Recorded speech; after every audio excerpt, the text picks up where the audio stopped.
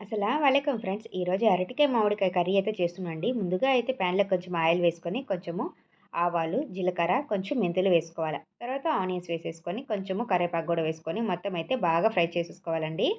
మనకి కొంచెం pick colour వచ్చేంత వరకు ఫ్రై చేసుకుంటే సరిపోతుంది. ఇలాగా ఫ్రై అయిపోయిన తర్వాత టమాటో కూడా వేసేసి, ఇది మొత్తం అయితే బాగా ఫ్రై చేసుకోవాలి. ఇంకా రుచికి తగ్గ ఉప్పు, పసుపు, కారము, కొంచెము ధనియా పౌడర్ వేసేసుకోవాలండి. కొంచెం జీరా పౌడర్ కూడా వేసుకొని, మొత్తం అయితే ఒకసారి బాగా కలుపుకోవాలి ఈ మసాలాలన్నీ కూడా.